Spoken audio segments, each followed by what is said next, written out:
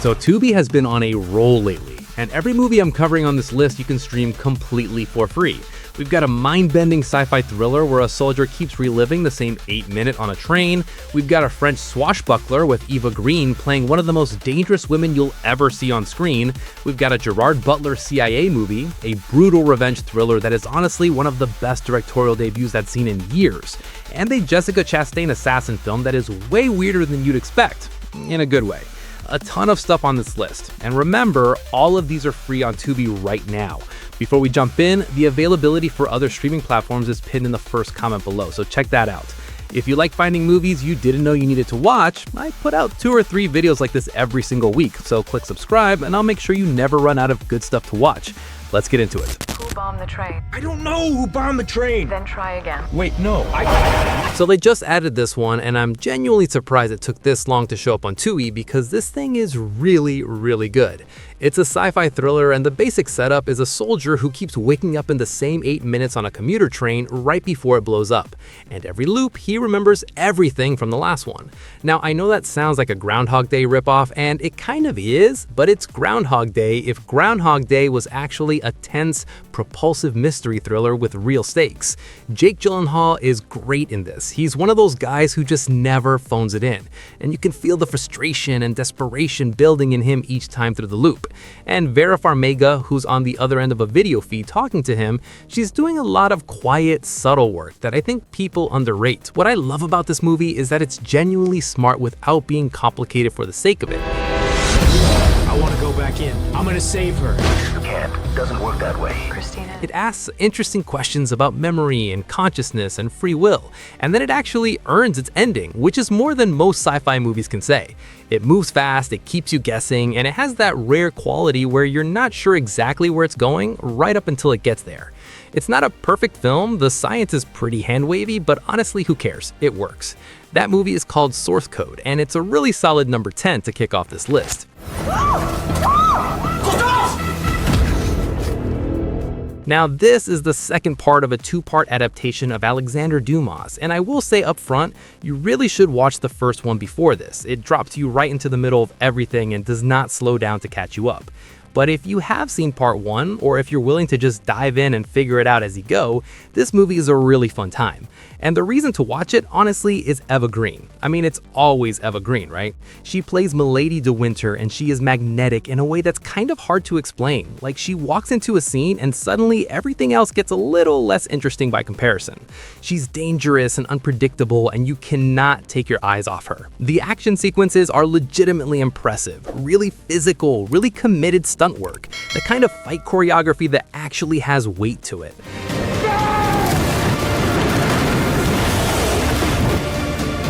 And the plot is, look, it's fantastically complicated. There are about 4 different schemes happening at once. Somebody's trying to drag France into a war. There are double crosses everywhere. It's a lot. But I'd rather a movie that overstuffs itself with intrigue than one that gives you nothing to chew on. It loses a little momentum compared to the first film, I'll be honest. That gap between parts always costs something. But by the time it hits its stride, it's a tremendous spectacle, and all 4 Musketeers are genuinely great characters. That movie is called The Three Musketeers, MILADY, and it's well worth the watch. Okay, so this one I have complicated feelings about, and I think a lot of people who read the book do too, because the source material is genuinely great. It's this dark, morally thorny story about a child being shaped into a weapon by adults who see him as a tool rather than a person. And the movie softens that pretty significantly. Asa Butterfield plays Ender, and he's fine, he's a good young actor. But the film keeps undercutting the core tension of the story by surrounding him with people who are just too supportive, too friendly. Like Harrison Ford's character keeps telling us Ender is isolated, but the movie shows us a kid who always seems to have allies around him. That contradiction really hurts the drama. And it's too short. 114 minutes is not enough time for this story. Important stuff gets skipped or glossed over, and the pacing just doesn't give the emotional beats room to land. The battle room sequences are the highlight. Genuinely fun zero-gravity action, but even those feel underdeveloped compared to what they could have been. Now, here's the thing though. If you've never read the book, you might actually enjoy this more than fans do. The ideas are still interesting, the ending still has some weight to it, and it's a perfectly watchable sci-fi adventure. Just go in knowing it's a compressed, gentler version of a much sharper story. That movie is called Ender's Game, and it's a decent watch, even if it leaves you wishing you had been braver.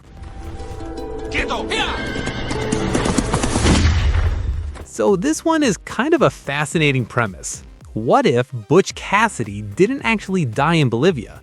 What if he just retired out there, settled down, got a little horse ranch, and then years later, one bad decision dragged him right back into the life he was trying to leave behind?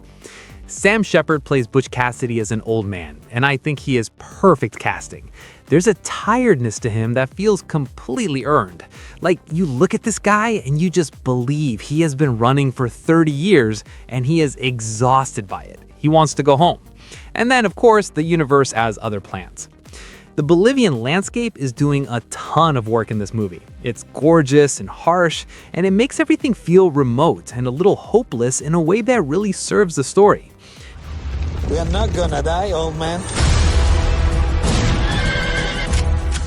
And Stephen Ray showing up as a Pinkerton agent who's been tracking Butch for 2 decades adds a really interesting dynamic. This idea that some people just cannot let go of a pursuit even when it stops making sense. Now, the screenplay is the weak spot here. The flashbacks are a little clunky, some of the plot mechanics are a bit mechanical, and it moves slowly. Like, this is not an action movie, it's a melancholy Western character study, and you need to be in the right mood for it. But if you are, it's genuinely rewarding. That movie is called Blackthorn, and it's one of the more underrated Westerns of the last 15 years. Go! So this movie is essentially, what if Road Rage was a horror movie? And I mean that literally. Someone honks at the wrong person at a traffic light, and then the next 90 minutes is just pure escalating nightmare fuel. Russell Crowe is the guy in the truck, and he is... Look, the character is thinly written, I'll be honest about that. But Crowe does something really interesting with it. He shifts between this unsettling calm and absolute explosive menace in a way that you genuinely cannot predict. 1 second he's almost reasonable, and then suddenly he is a completely unstoppable force of destruction. And that unpredictability is what makes him genuinely scary rather than just a big angry guy in a vehicle. Hey, listen to me. He's not a friend, okay? He's the psycho who came after me today. Karen Pistorius plays the woman having the worst day of her life, and she's really solid. She's a stressed single mom who makes one understandable decision and pays an absolutely unhinged price for it, pun intended. And the film keeps layering on the pressure in ways that feel almost cruel. Now, does the movie have some issues with how it frames the man's motivations? Yeah, a little bit. There are moments where the script flirts with making you understand his anger, and that is a weird choice given what he actually does. But as a pure machine for sustained tension and oh no filmmaking, it works really well. That movie is called Unhinged, and if you want your heart rate elevated for an hour and a half, this'll do it. Hey, real quick, if you found something on this list you want to watch, do me a favor and leave the video a like. It genuinely helps the channel a lot.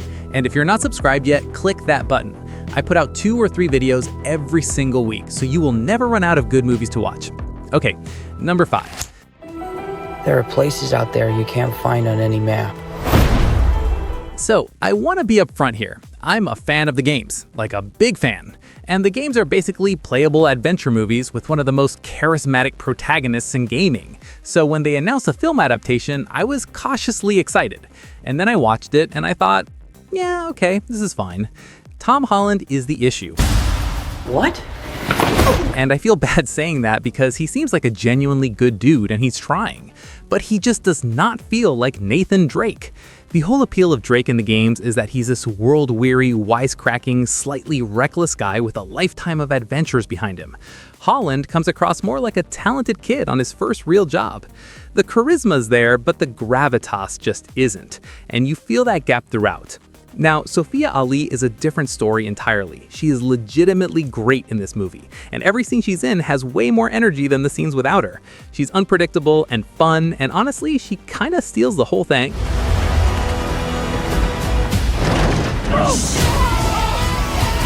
The The bigger problem is that the adventure doesn't feel adventurous. They go to Spain, they go to the Philippines, and it all looks like a very expensive green screen exercise. There's no sense of place, no texture to the locations. The gains made you feel like you were actually somewhere. The movie just floats through backdrops. It's not a disaster, it moves okay, there are a couple of decent action beats, and Wahlberg is doing his reliable Wahlberg thing. I'm pretty sure he just threatened to kill me. Don't touch your ear like that, you look like an idiot. But it could have been so much more. That movie is called Uncharted, and it's a perfectly watchable way to kill 2 hours, even if it never really comes alive. We're all cops here. This isn't what it looks like. Now, this one I think got really underseen, and that's a shame because it is a genuinely well-made thriller that also has something real to say. Naomi Harris plays a rookie cop who witnesses something she absolutely was not supposed to see. A white detective shooting a young black man, and she gets it on her body camera. And then the rest of the movie is her trying to get that footage uploaded before her own colleagues can take her out. It's a simple premise, but it's executed really well. What makes it more than just a chase movie is the position Harris's character is stuck in. She's black, she's a cop, she's back in her hometown, and nobody on either side of that line trusts her. The community sees the badge. Her fellow officers see a liability. And she's running through all of it alone with this little camera on her chest that might be the only thing that can save her. Every cop and criminal in this city is coming to find her. I want her dead. Harris is excellent. She's doing a lot of physical work in this film and also finding the emotional beats in what could have been a pretty functional genre role.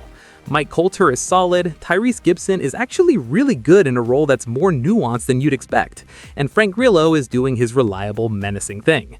Director Deon Taylor keeps it lean and efficient. No wasted scenes, good pacing, better than average production values for this kind of mid-budget thriller. That movie is called Black and Blue, and it is sharper than it got credit for.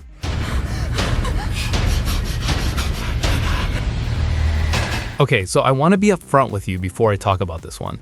This film deals with sexual assault in its setup, and it does not look away from it. So if that's something you need to know going in, now you know. But I also want to tell you that what director Coralie Farge does with this material is genuinely extraordinary, and this was her debut feature, which is kind of mind-blowing. The film starts in this sun-bleached, almost surreal desert landscape with really bright, saturated colors, almost like a fashion magazine or a music video. And then things go very wrong very fast, and what follows is one of the most precise, controlled, visually stunning revenge thrillers I've seen in a long time. The color palette literally shifts as the story progresses. The sound design is wild. Farge is doing stuff with the camera that most directors 3 films in haven't figured out yet.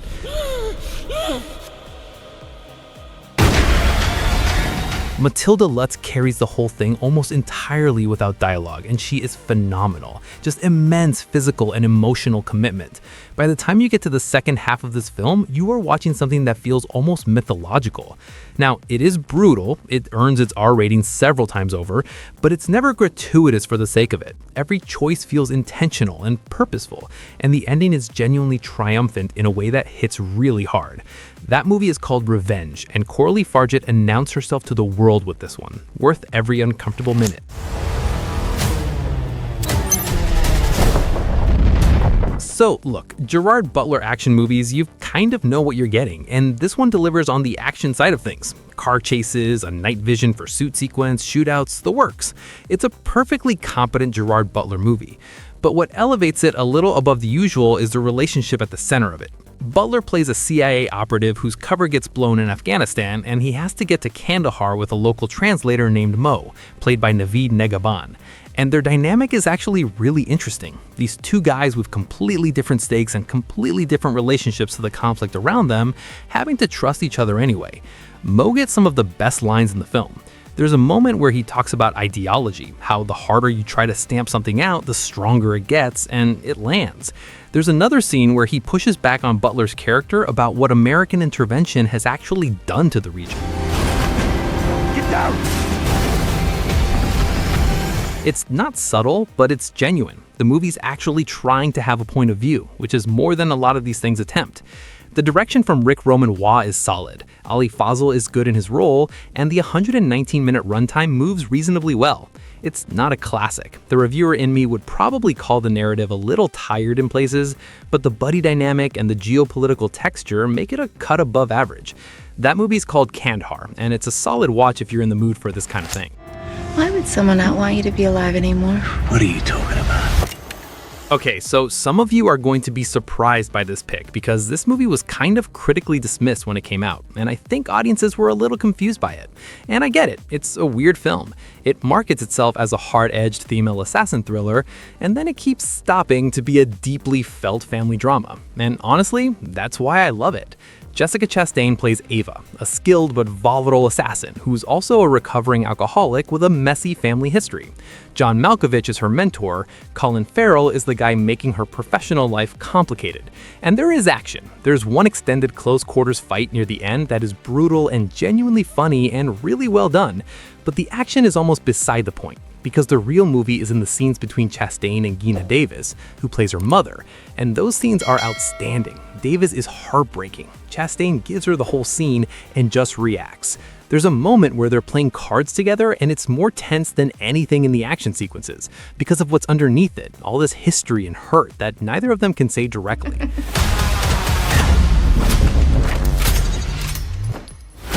And the whole supporting cast, Malkovich, Common, John Chen, they all get to do real character work in scenes that feel like they're from a better movie than anyone expected this to be. Chastain co-produced it, and you can feel her fighting for something more interesting than the marketing suggested. Is it uneven? Yes. Does it end in a way that's going to make some people say, "What was that?" Absolutely. But weird and ambitious beats safe and forgettable every time for me. That movie's called Ava, and it is way better than its reputation. Now, if you want to keep the movie night going, I've got something really good lined up next. We are heading over to Netflix and diving into the most disturbing, most messed up horror movies on the platform right now. We're talking movies that mess with your head, make your skin crawl, and have you sleeping with every light in the house on. That video is right up on your screen. I'll see you over there.